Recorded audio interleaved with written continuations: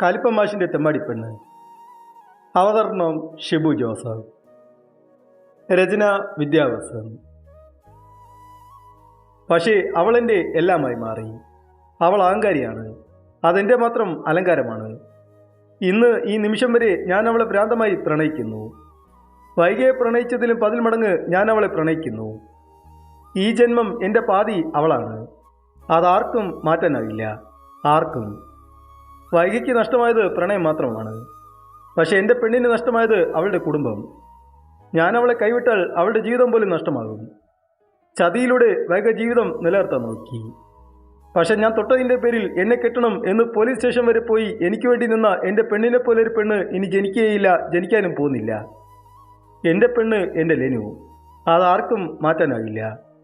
അമൽ പറഞ്ഞുകൊണ്ട് കാറിൽ കയറി തിരിച്ചുപോയി. ലെന ഒന്നും മിണ്ടാതിരുന്നു. അമൽ ലെനയുടെ കയ്യിൽ പിടിച്ചു.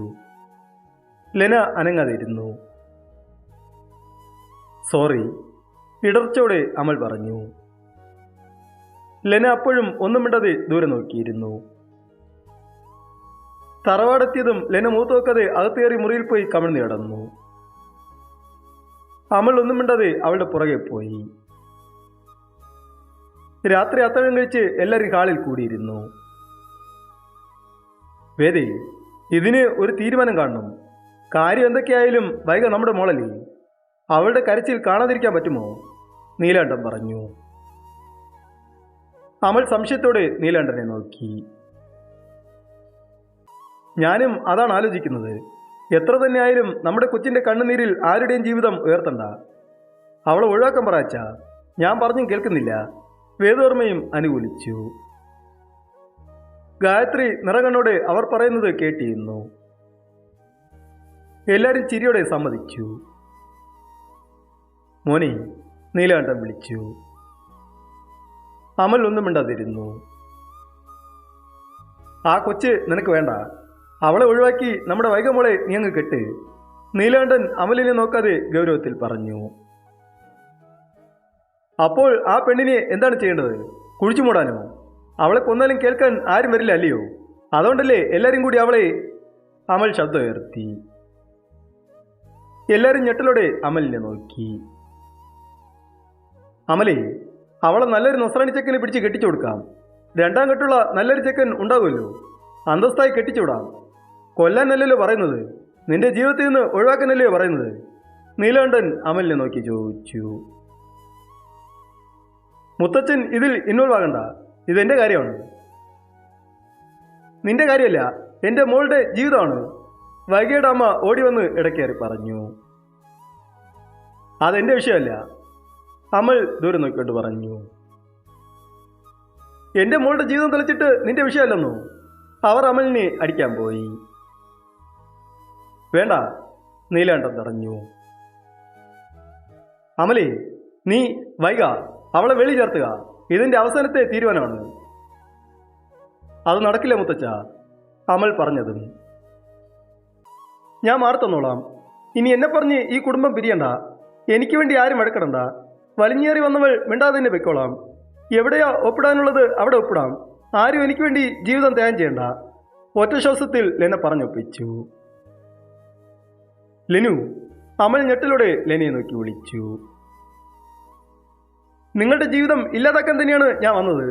ഇനി അതിന് പ്രസക്തിയില്ലല്ലോ. എനിക്ക് വേണ്ട ഈ ജീവിതം. ബലിയാടാക്കാൻ വേണ്ടിയാണ് എന്നോട് ഇങ്ങനെ കാണിച്ചതെന്ന് ഞാൻ അറിഞ്ഞില്ല. ഞാൻ ഒഴിഞ്ഞു തന്നോളാം. ലെന ദേഷ്യത്തിൽ പൊട്ടിത്തെറിച്ചു. അമലിൻ്റെ കണ്ണുകൾ നിറഞ്ഞു. വൈകിയുടെ കണ്ണുകൾ തിളങ്ങി. ഗായത്രി ആരും കാണാതെ വാവത്തി വിതുമ്പി. വേദവർമ്മ വിനയത്തോടെ പുഞ്ചിരിച്ചു. മോള് പറഞ്ഞതാ ശരി.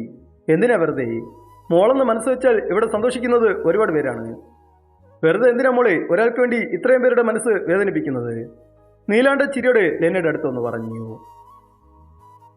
ലെന ഒന്നും മിണ്ടാതെ അമലിനെ നോക്കി. അമലും അവളെ ഇമ വിട്ടാതെ അരുത് എന്ന ഭാവത്തിൽ നോക്കി. അപ്പച്ചൻ എന്താച്ചാ കാണിച്ചോ? ഞാൻ ഒപ്പിട്ട് തരാം. വൈക അമൽ കല്യാണം കഴിഞ്ഞാലുടൻ ഇവിടെ നിന്ന് പൊയ്ക്കോളാം. ആർക്ക് ശല്യാകാതെ, ലെന പറഞ്ഞുകൊണ്ട് തൻ്റെ മുറിയിൽ പോയി. കേട്ടല്ലോ, ആ കൊച്ചിനെ വേണ്ട. പിന്നെന്തിനാ ബാക്കിയുള്ളവർക്ക്? അവളെ ഡിവേഴ്സ് ചെയ്യുക. വൈക അവളുടെ കഴുത്തിൽ താലി ചേർത്തുക. ഇതെന്റെ അവസാനത്തെ തീരുമാനമാണ്.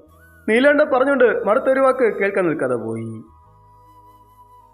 വൈഗ ചിരിയോടെ കണ്ണുകൾ തുടച്ചു. ആദിലക്ഷ്മിയും ലാവണ്യയും സന്തോഷം കൊണ്ട് വൈഗയെ കെട്ടിപ്പിടിച്ചു. രാത്രി ഏറെ നേരമായും അമൽ വരാത്തത് കൊണ്ട് ഭയത്തോടെ ഗായത്രി ഉമ്മർത്തിയുന്നു. കുറച്ചു സമയമായതും അമൽ വന്നു. മോനി, ഗായത്രി വേദനയോടെ വിളിച്ചു. എന്താ അമ്മേ? അമൽ വിളിയേറ്റോണ്ട് ഗായത്രിയെ നോക്കി. എന്റെ മോന്റെ വേദന എനിക്ക് കാണാനാവുന്നു. ഈ അമ്മയ്ക്ക് എന്താ ചെയ്യാൻ പറ്റുക? അവളെയും കൊണ്ട് മോൻ എങ്ങോട്ടെങ്കിലും വെക്കോ. ഈ കുടുംബമൊന്നും വേണ്ട. എന്റെ മോന്റെ സന്തോഷം അത് മാത്രം മതി. ഗായത്രി അമലിന്റെ കവിളിൽ തലോടിക്കൊണ്ട് പറഞ്ഞു. അതിന് അവൾ വരണ്ടേ? അവളല്ലേ എന്നിൽ നിന്ന് ഒഴിഞ്ഞു പോകാം എന്ന് പറഞ്ഞത്, അല്ലാതെ ഞാനല്ലല്ലോ അമ്മേ. എന്താച്ചാ കാണിച്ചോട്ടെ. അമൽ പറഞ്ഞോണ്ട് അകത്തു പോയി. അമൽ മുറിയിൽ പോയതും ലെന ഉറങ്ങുന്നത് കണ്ടു. നല്ലപോലെ ഉറങ്ങ്. നിന്റെ വാശി ജയിച്ചല്ലോ. എന്റെ ജീവിതം നശിച്ചല്ലോ. നീ ജയിച്ചടി. ഞാൻ തോറ്റടി പെണ്ണി. ആരെ കെട്ടിയാലും പെണ്ണി, നിന്നെ അല്ലാതെ മറ്റൊരു പെണ്ണിനെ ഞാൻ തൊടില്ല. ഇത് സത്യം. നീ ജയിച്ചല്ലോ, സന്തോഷിക്ക്. അമൽ വേദനയോടെ പറഞ്ഞുകൊണ്ട് കട്ടിലിൽ വീണു. ലെന എല്ലാം കേട്ടും കണ്ണുകൾ അടച്ചിടുന്നു. ലെനയുടെ കണ്ണുകൾ അവൻ പോലും അറിയാതെ ഒഴുകുന്നുണ്ടായിരുന്നു. ലെന ശബ്ദം പുറത്തു കേൾക്കാതെ ചുണ്ടുകൾ കൊണ്ട് കടിച്ചു പിടിച്ചു. ഉത്സവം കഴിഞ്ഞ് എല്ലാവരും നാട്ടിൽ പോയി. വേദോർമ്മയുടെ വീട്ടിൽ. അമൽ, നല്ലൊരു വക്കീലിനെ കാണണം. പെട്ടെന്ന് ഡിവോഴ്സ് മേടിച്ചാൽ അത്രയും നല്ലത്. വേദോർമ്മ സന്തോഷം കൊണ്ട് പറഞ്ഞു. അമൽ ഒന്നും മിണ്ടാതെ തന്റെ മുറിയിൽ പോയി. അമൽ വരുന്നത് കണ്ടതും ലെന പുറത്തു വന്നിരുന്നു. അമൽ അവളുടെ കൈനെ പിടിച്ച് തന്റെ മുന്നിൽ നിർത്തി. ലെന അവനെ നോക്കാതെ ദൂരെ നോക്കിയിരുന്നു. ലെനു. അമൽ അവളുടെ മൂത്ത് നോക്കി മെല്ലെ വിളിച്ചു. ലെന വിളിയേറ്റില്ല. ലെനൂട്ടി, ഇടർച്ചോടെ അമൽ വിളിച്ചു. ലെന അമലിന്റെ കണ്ണിൽ നോക്കി. ഒരിക്കൽ പോലും എന്നെ നീ പ്രണയിച്ചിട്ടില്ലേ? അമൽ മെല്ലെ ചോദിച്ചു.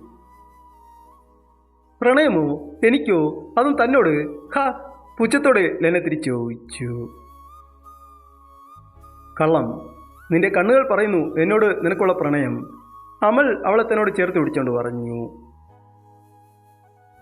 പ്രണയവുമില്ല, ഒരു കോപ്പുമില്ല എനിക്ക്. നിന്റെ ജീവിതം തകർക്കുക എന്നല്ലാതെ ഒരു കുന്തവുമില്ല. ഇനി നീ ഒരു പെണ്ണിനെയും പ്രണയിക്കില്ല, പ്രാപിക്കില്ല. അതാണ് ഈ ലെന സക്രിയയ്ക്ക് വേണ്ടത്. അതാണ് വേണ്ടത്. അതിൽ ഞാൻ ജയിച്ചു. അഹങ്കാരത്തോടെ ലെന പറഞ്ഞു. അമൽ ചെറുചിരിയോടെ ലെനയെ അവനിൽ നിന്ന് നടത്തി. നീ പോ. നീ വരും എൻ്റെ മുന്നിൽ. നിന്റെ കണ്ണുകളിലുള്ള പ്രണയം നിന്റെ നാവ് കൊണ്ട് എന്നെ അറിയിക്കാൻ, ഈ കരങ്ങൾ കൊണ്ട് എന്നെ വാരിപ്പുണരാൻ, ഈ ചുണ്ടുകൾ കൊണ്ട് ചുമ്മനം കൊണ്ട് പൊതിയുവാൻ. പ്രണയത്തോടെ അമൽ പറഞ്ഞു.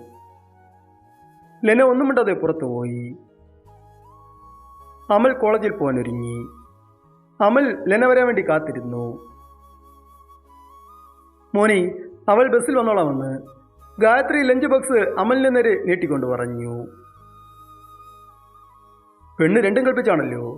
അമൽ മനസ്സിൽ പറഞ്ഞുകൊണ്ട് ലഞ്ച് ബോക്സ് മേടിച്ചുകൊണ്ട് കോളേജിൽ പോയി. കോളേജിൽ അമൽ ക്ലാസ് നടത്തിക്കൊണ്ടിരുന്നു. ഈശോയെ, സമയമായല്ലോ. ലെന പറഞ്ഞുകൊണ്ട് ക്ലാസിന്റെ മുന്നിൽ വന്നിരുന്നു. എങ്ങോട്ടാ? അമൽ ലെനയെ നോക്കി ഗൗരവത്തിൽ ചോദിച്ചു. അത് പിന്നെ ബസ്.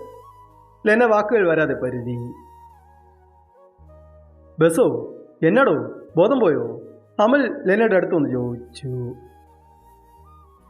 ഇല്ല, ഉണ്ട്. ലെന ദൂരെ നോക്കി മറുപടി കൊടുത്തു. ഉണ്ടല്ലേ?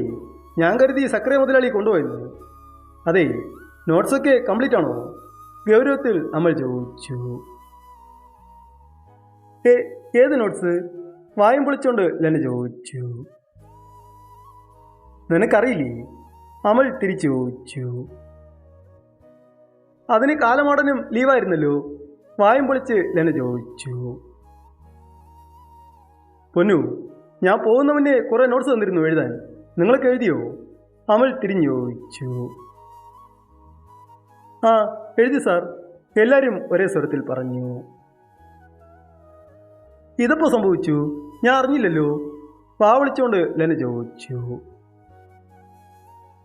എഴുതിയത് കാണിച്ചുകൊണ്ട് അകത്ത് കയറിക്കോ, അമൽ ലെനയെ നോക്കി പറഞ്ഞു. പകരം വിട്ടുവാണല്ലേ?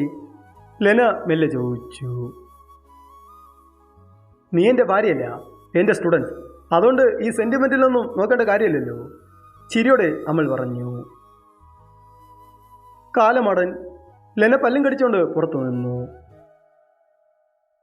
ലെന പുറത്തു നിൽക്കുന്നത് കിരൺ കണ്ടു. ഇന്നും പുറത്താണല്ലേ? എന്നാടി നീ ഒന്ന് നന്നാകാൻ പോകുന്നത്? നിന്റെ അമ്മായിയുടെ പേരിന് പോടോ, ലെന ഉറഞ്ഞു തുള്ളി. ഷോ, വേണ്ടായിരുന്നു, ചോദിച്ചു മേടിച്ചു. കിരൺ വലിച്ച ചിരിയുടെ അമലിനെ ഏന്തി ഒളിഞ്ഞു നോക്കി. വല്ല ആവശ്യമുണ്ടായിരുന്നു? അമൽ കൈവിരിച്ച് ചോദിച്ചു. ഞാനില്ലേ, കിരൺ പെറുത്തുകൊണ്ടുപോയി. അമൽ ചിരിയോടെ ക്ലാസ് എടുത്തു. തെണ്ടി, ക്ലാസ് എടുക്കുന്നത് കണ്ടില്ലേ? ചുണ്ടുകൂർപ്പിച്ച് പറഞ്ഞുകൊണ്ട് ലെന മുഖം വെട്ടിച്ചു. ക്ലാസ് ബെല്ലടിച്ചതും ഈശോയെ പള്ളിമണി അടിച്ചു. ലെന അകത്ത് കയറാൻ പോയി. എങ്ങോട്ടാ? അമൽ ലെനയെ നോക്കി ചോദിച്ചു. കാത് കേട്ടില്ലേ? ബെല്ലടിച്ചു, ലെന പറഞ്ഞു. അത് കേട്ടു. നീ എങ്ങോട്ടാന്നോ ചോദിച്ചത്? അമൽ അവളെ നോക്കി പിന്നെയും ചോദിച്ചു. ബെല്ലടിച്ചാൽ ഈ പീരീഡ് തീർന്നു. എന്നാൽ നിങ്ങൾ പുറത്തു പോകണമെന്ന് അതറിയില്ലേ? അഹങ്കാരത്തോടെ ലെന പറഞ്ഞു. അതിന് ഈ പീരീഡും ഞാൻ തന്നെ. മോള് പോയി പുറത്തു നിൽക്ക്, കുറച്ച് കൊഴുപ്പ് കുറയട്ടെ, ചിരിയോടെ അമൽ പറഞ്ഞു. പോടത്തണ്ടി പട്ടി, പല്ലും കടിച്ചുകൊണ്ട് ചവിട്ടിത്തുള്ളിക്കൊണ്ട് ലെന പുറത്തുപോയി. അമൽ ചിരിയോടെ ക്ലാസ് എടുത്തു. തുടരും.